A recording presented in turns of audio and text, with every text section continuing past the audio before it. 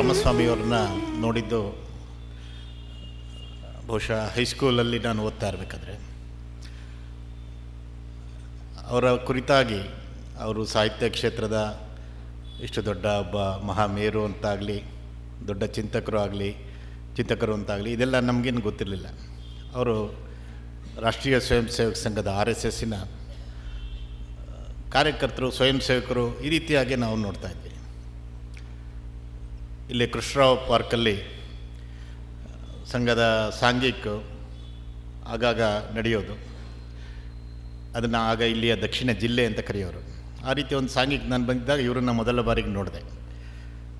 ಸಂಘದ ಇತ್ತೀಚಿನವರೆಗೂ ಸಂಘದ ನಮ್ಮ ಗಣವೇಶ ಯೂನಿಫಾರಮ್, ಅದು ಹಾಫ್ ಪ್ಯಾಂಟ್ ಚಡ್ಡಿ ಇರ್ತಾಯಿತ್ತು.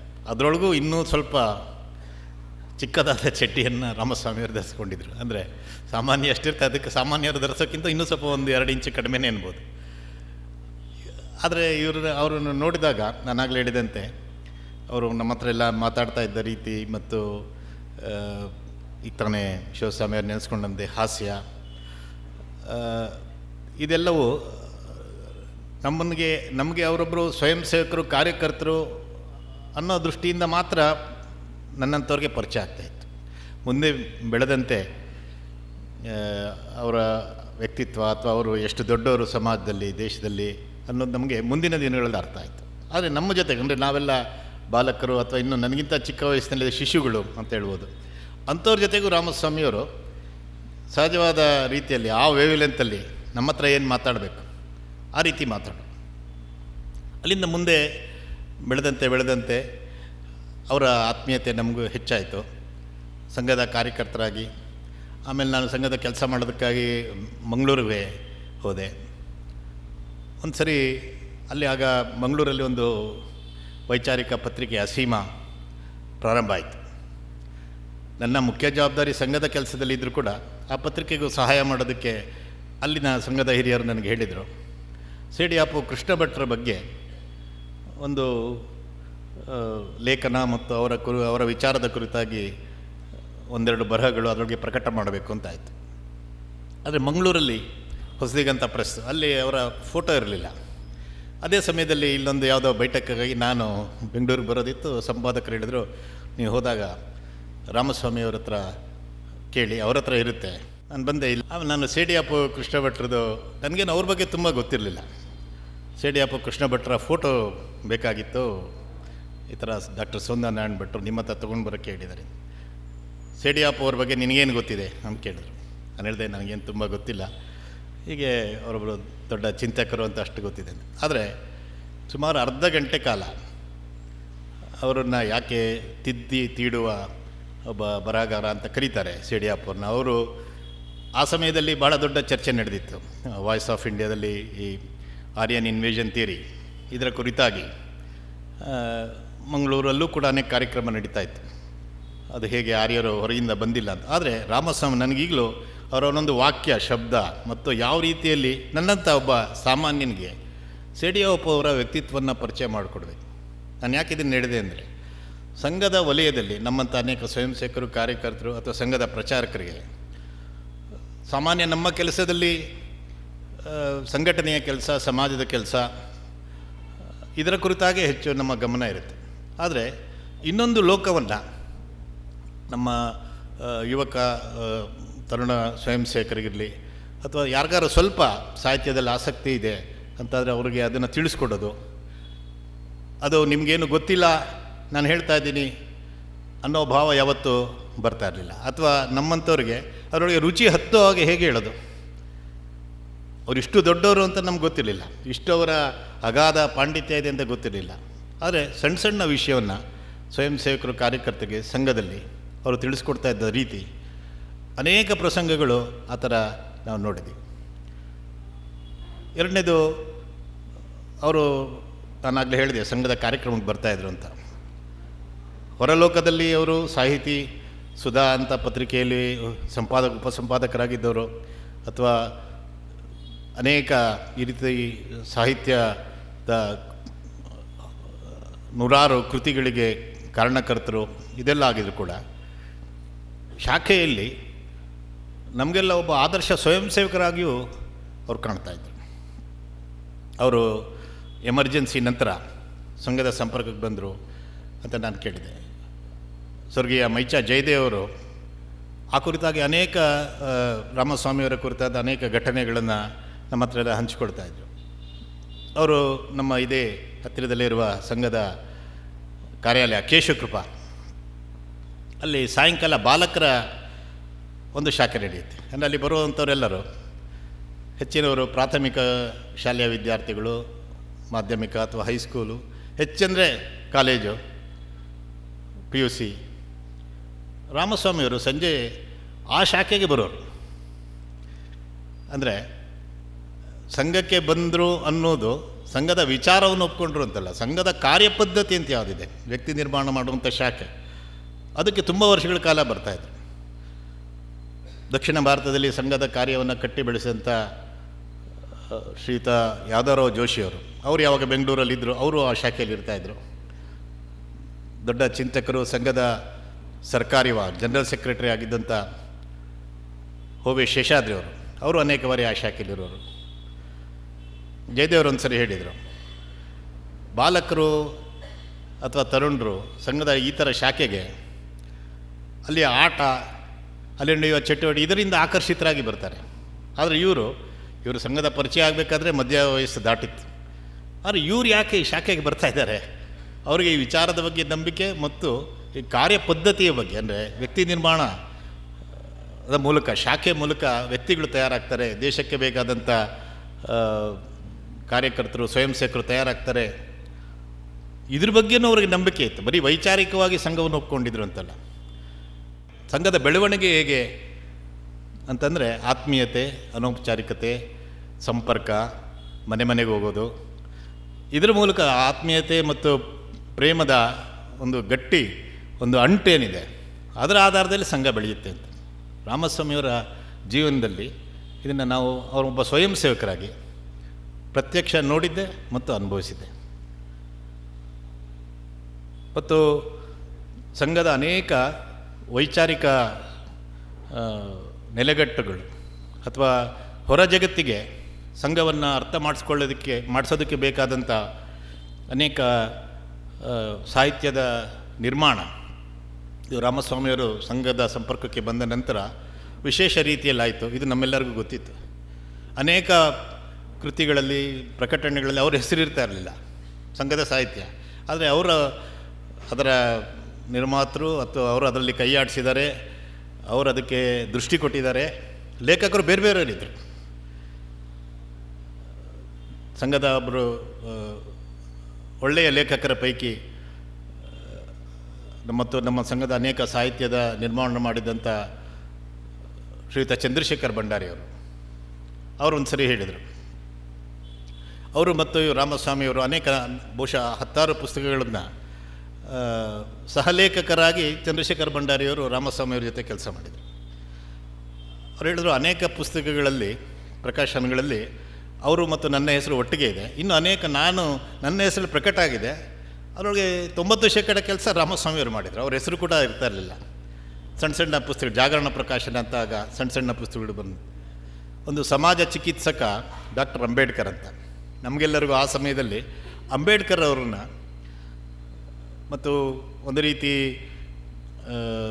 ದೇಶ ಅಥವಾ ಕರ್ನಾಟಕ, ಮಹಾರಾಷ್ಟ್ರಗಳಲ್ಲಿ ವಿಶೇಷವಾಗಿ ಸಂಘ ಅಂಬೇಡ್ಕರ್ ವಿಚಾರ ಮತ್ತು ಅಂಬೇಡ್ಕರ್ ಒಬ್ಬ ವ್ಯಕ್ತಿಯಾಗಿ ಸಂಘ ಅವರ ವಿರೋಧಿ ಅನ್ನೋ ಒಂದು ವಾತಾವರಣವನ್ನು ವಿಶೇಷವಾಗಿ ಎಡಪಂಥೀಯರು ಅಥವಾ ಯಾವುದು ದಲಿತ ಚಳವಳಿ ಅಂತಾರೆ ಅದರ ಮುಖಂಡರು ಒಂದು ಸಮಾಜದಲ್ಲಿ ನಿರ್ಮಾಣ ಮಾಡ್ತಾ ಇದ್ದ ಸಂದರ್ಭದಲ್ಲಿ ಸಮಾಜ ಚಿಕಿತ್ಸಕ ಡಾಕ್ಟರ್ ಅಂಬೇಡ್ಕರ್ ಅಂತ ಒಂದು ಪುಸ್ತಕ ಬಂತು.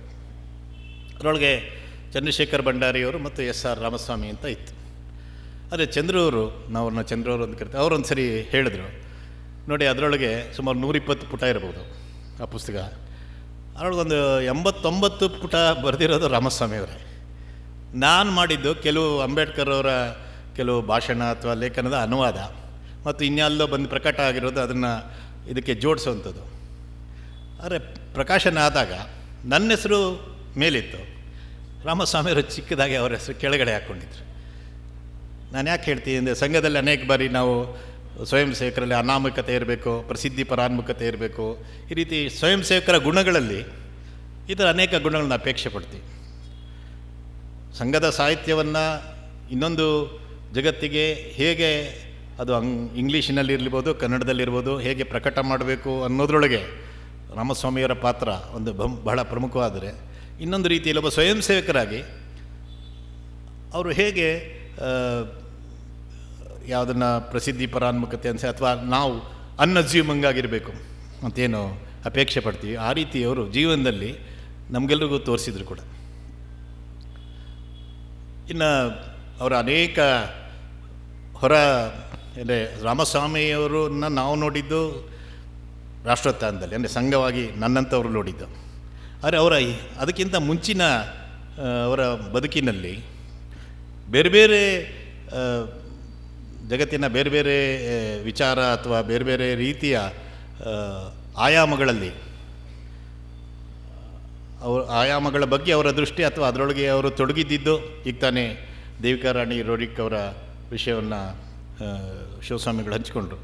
ಈ ರೀತಿ ಒಂದು ಸರಿ ಮಾತಾಡ್ತಾ ಇರ್ಬೇಕಾದ್ರೆ ಅವರ ರೂಮಿನಲ್ಲೇ ಹಿಂದುಗಡೆ ಒಂದು ಸಣ್ಣ ಪುಸ್ತಕ ಓಶೋ ರಜನೀಶ್ ಅವ್ರದ್ದಿತ್ತು.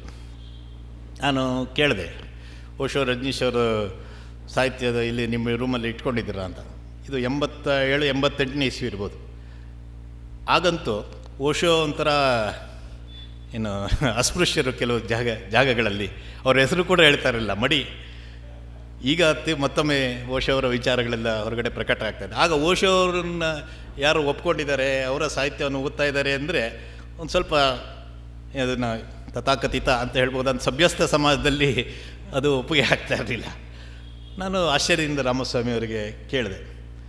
ಆಗ ಅವ್ರು ಹೇಳಿದ್ರು, ಯಾವ ದಶಕ ಅಂತ ನನಗೆ ನೆನಪಿಲ್ಲ, ಓಶೋ ಇನ್ನೂ ಪ್ರಸಿದ್ಧ ಆಗಿ ಆಮೇಲೆ ಮತ್ತೆ ಅವರ ವಾಪಸ್ ಭಾರತಕ್ಕೆ ಬಂದು ಅಮೇರಿಕಾದಿಂದ ಇದೆಲ್ಲ ಆಗಿತ್ತ ಮುಂಚಿನ ಸಂದರ್ಭ ಅನಿಸುತ್ತೆ.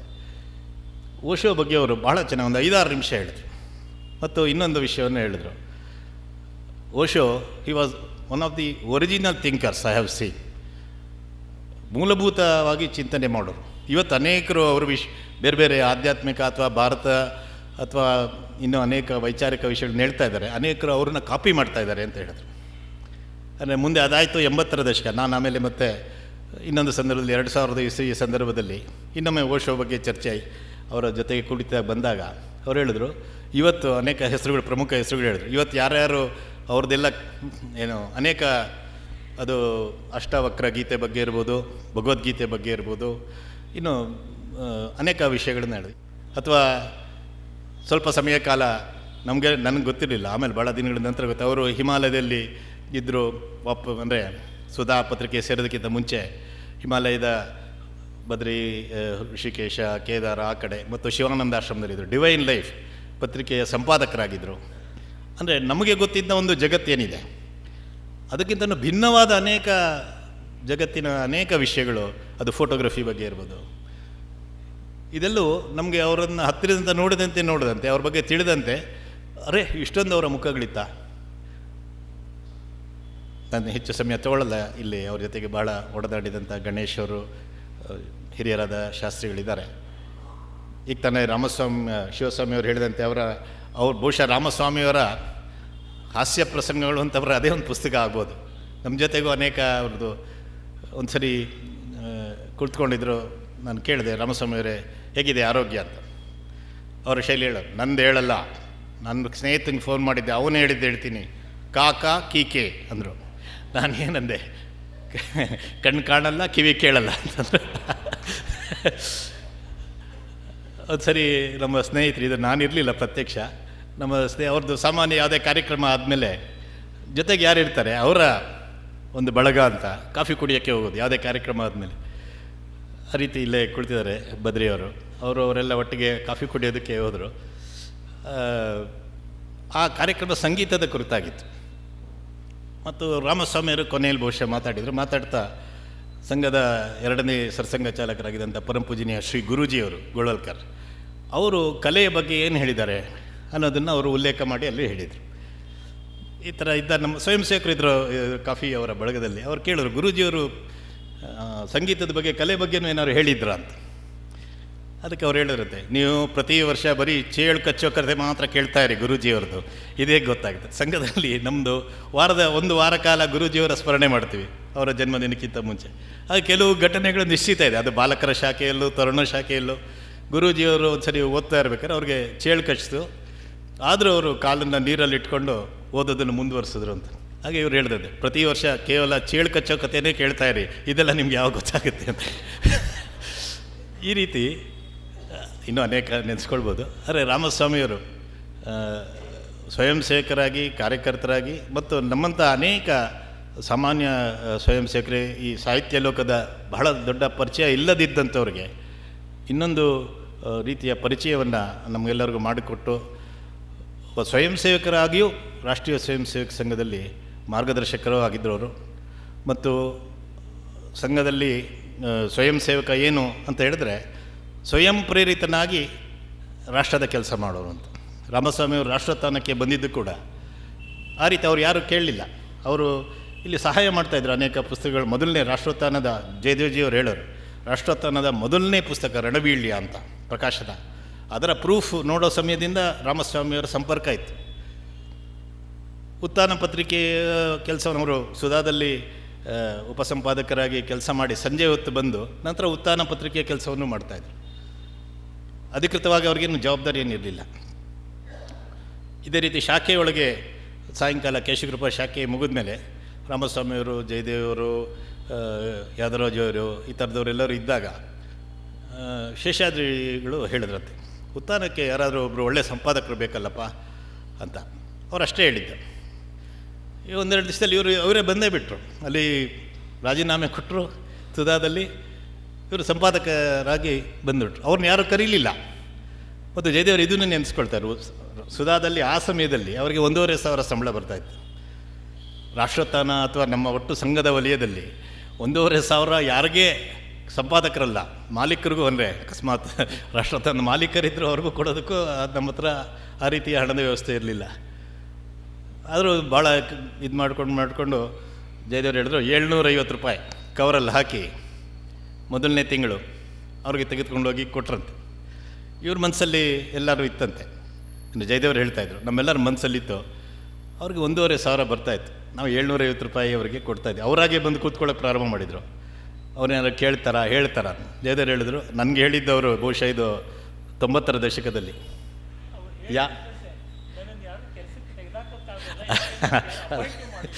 ಅವ್ರು ಯಾವತ್ತೂ ಕೇಳಲಿಲ್ಲ ವಾಪಸ್. ಈಗ ತಾನೇ ಗಣೇಶ್ ಅವರು ಹೇಳಿದಂತೆ, ನನ್ನನ್ನು ಯಾರೂ ತೆಗಿಯೋಕ್ಕಾಗಲ್ಲ, ಯಾಕಂದ್ರೆ ನನ್ನ ಯಾರೂ ಅಪಾಯಿಂಟ್ ಮಾಡಿಲ್ಲ ಅಂತ ಹೇಳೋರಂತೆ. ಈ ರೀತಿ ಇದ್ದಂಥ ರಾಮಸ್ವಾಮಿಯವರು ತುಂಬ ಹೇಳ್ತಾ ಇರ್ಬೋದು. ಆದರೆ ನಮ್ಮೆಲ್ಲರಿಗೂ, ನಮ್ಮಂಥ ಸ್ವಯಂ ಸೇವಕ ಕಾರ್ಯಕರ್ತರಿಗೆ ಹೊರಗಡೆ ಅಂತ ಒಂದು ದೊಡ್ಡ ವಿದ್ವತ್ ಲೋಕ ಇದ್ದೇ ಇದೆ. ಸ್ವಯಂ ಸೇವಕ ಕಾರ್ಯಕರ್ತರು ನಮ್ಮಂತೆಲ್ಲರಿಗೂ ಒಬ್ಬರು ಮಾರ್ಗದರ್ಶಕರು, ಪ್ರೇರಕ ಮಾರ್ಗದರ್ಶಕರು. ಅಂದರೆ ಅವರು ಇದ್ದರೆ ಸಾಕಿತ್ತು, ಸಾನ್ನಿಧ್ಯವೇ ನಮಗೆ ಪ್ರೇರಣೆ ಕೊಡೋ ರೀತಿಯಲ್ಲಿತ್ತು. ಅಂಥವ್ರು ನಾವು ಕಳ್ಕೊಂಡಿದ್ದೀವಿ. ರಾಷ್ಟ್ರೀಯ ಸ್ವಯಂ ಸೇವಕ ಸಂಘದ ಪರವಾಗಿ ಅವರ ಸ್ಮರಣೆಗೆ ನನ್ನ ನುಡಿನಮನಗಳನ್ನು ಸಲ್ಲಿಸ್ತಾ ಇದ್ದೀನಿ. ನಮಸ್ಕಾರ.